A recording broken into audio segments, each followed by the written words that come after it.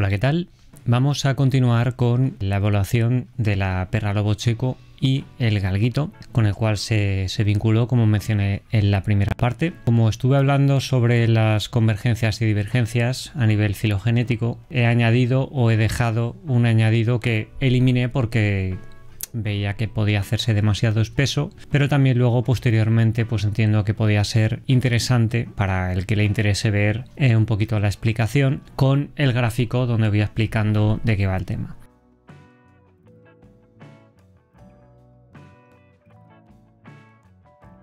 Tenemos que pensar también que hay líneas que son convergentes y divergentes. Pero recordemos que como las líneas filogenéticas nunca van hacia atrás, por tanto la involución nunca existe, no existe un proceso de retroceso de una especie.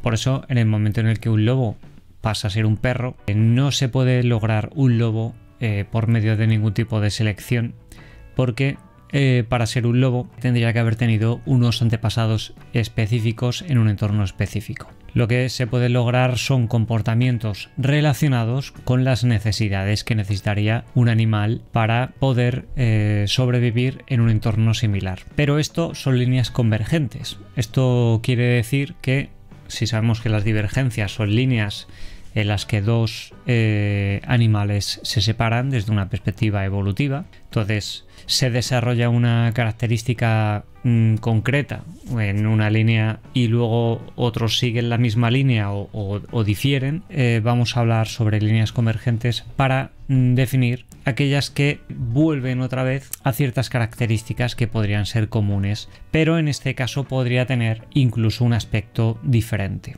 Por ejemplo, cuando ya hemos tenido perros, pues habría una línea divergente que llevaría a una serie de mutaciones relacionadas con la domesticación. Entonces lo que vamos a ver son ciertos cambios. Los principales relacionados con la domesticación serán cambios en el eje hipotálamo hipofisario adrenal, lo que quiere decir que van a haber cambios de cómo el perro, cómo esa especie, procesa el entorno y reacciona a él por medio de respuesta al estrés. Y por otro lado, si nosotros a ese animal que ya está domesticado y entonces tiene, vamos a decir, una respuesta reactiva menor que está tamizada por la domesticación, por tanto su respuesta del eje hipotálamo hipofisario adrenal es más suave, podríamos lograr que de nuevo vuelva a reaccionar de una manera similar a como lo haría un animal silvestre, modificando ciertos parámetros del entorno, de las experiencias o de la selección que se haga de esos animales.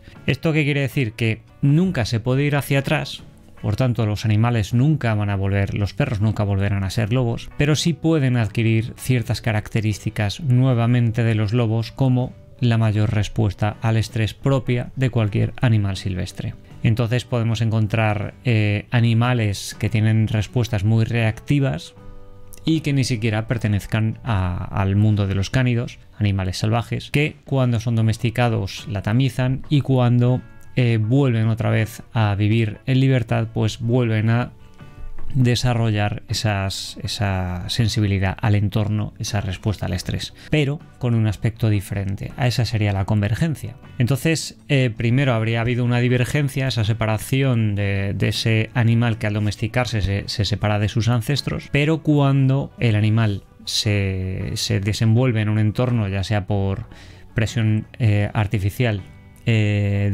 por ejemplo, por parte de los humanos, o por presión artificial, y necesita volver otra vez a tener esas respuestas atávicas, como la mayor respuesta al estrés, por ejemplo, pues entonces el animal podría desarrollar esas mismas características, pero como su cuerpo ya se habría modificado y su pasado genético ya es diferente, pues no podría volver a estados realmente como el animal era antes. Esto quiere decir que, como he dicho al principio, un perro jamás volverá a ser un lobo. Ciertos perros, por ejemplo, muchos border collies que veo que tienen un factor de timidez muy alto, yo suelo verles más como zorritos porque me recuerdan más a un zorrito. Su cuerpo ha cambiado mucho a partir de esa selección artificial y ahora, por alguna mutación específica que les hace especialmente sensibles, se comportan pues eso como cualquier cánido que podría ser silvestre. Entonces el factor timidez se ve incrementado porque es el que ayudaría a ser más consciente de los peligros ambientales. Lo que quiero decir con todo esto es que en este caso no tendríamos una línea convergente, sino quizás una línea que no ha llegado a diverger del todo, en el caso de la perra lobo checo. Esta. Más que nada porque tiene ciertos rasgos que son muy lupinos, entonces puede ser que se estén dando en esta perra por algún tipo de circunstancia, algún tipo de expresión concreta que recuerda bastante a ciertos comportamientos de los lobos. Evidentemente sigue siendo un perro, no es un lobo, pero es muy llamativo todo esto. ¿Y a dónde voy con todo esto? Pues simplemente pues a decir que es probable que un animal que es monógamo como el lobo, que al tener esa línea divergente que lleva a la domesticación, el perro ahora sea monógamo. Si hay ciertas líneas que no han llegado del todo a diverger, pues también podría haber ciertos comportamientos que se estén dando más similares a los de los lobos. Y nada, vamos a continuar viendo el vídeo. Aquí algo que me llama un poco la atención es cómo se mueve ella. Tipo de manera de moverse. Podría estar indicando que tiene lo que estamos viendo también. Es un poco de sobrepeso, porque anda un poquito como que le cuesta correr. Quizás habría que rebajarle un poquito la comida. Pues aquí vemos cómo la perra cómo está focalizando el gran danés, y el gran danés se da cuenta y empiezan a controlarse mutuamente.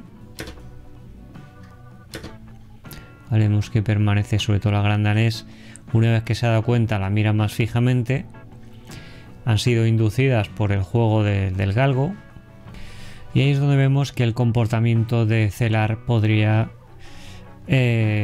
posiblemente explicar que la perra se haya centrado más en la gran danés por correr en paralelo con el perro.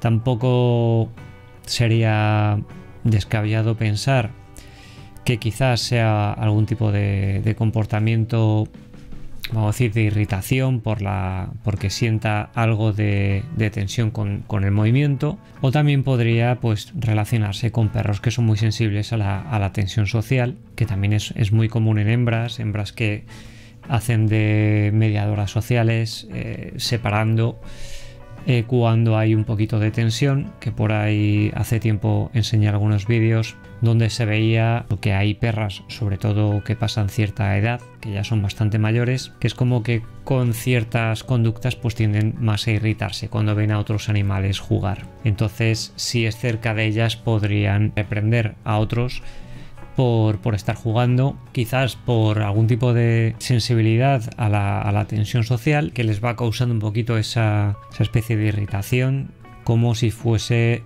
una señora que cuando ve a los niños montando un poco de revuelo, pues es como que se enfada, ¿no? Como si no quisiese que las cosas se saliesen de control.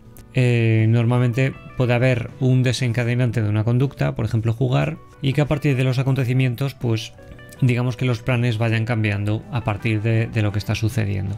Por eso el organismo constantemente se está adaptando a lo que sea que está sucediendo. Entonces podemos empezar emitiendo una conducta, pero esa conducta puede estar fluyendo a partir de los acontecimientos que suceden en el tiempo, que es lo que sería el contexto.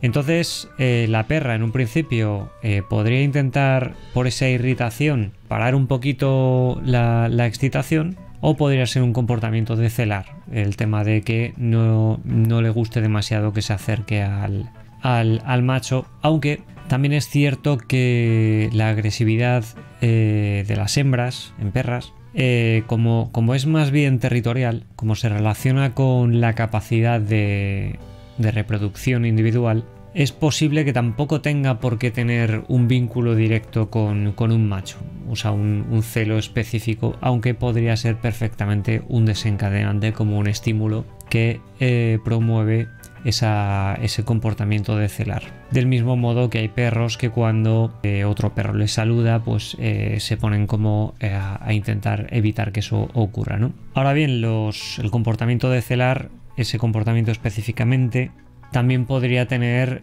un sustrato de miedo relacionado con o la pérdida del proveedor, la pérdida de la posición en la familia, por ponerle una etiqueta, o algún tipo de inseguridad relacionada con la que tienen hacia lo de fuera, que les puede hacer que sean menos tolerantes a lo nuevo. Entonces, como vemos, el comportamiento es mucho más complejo que simplemente plantearse que esto es o una cosa u otra. Hay veces que, como el comportamiento puede ser complejo, como en este caso, tenemos muchas variables y lo que importa es ver cuál es el camino más lógico y más consistente para ir un poquito concretando o concluyendo qué razón podría tener este comportamiento.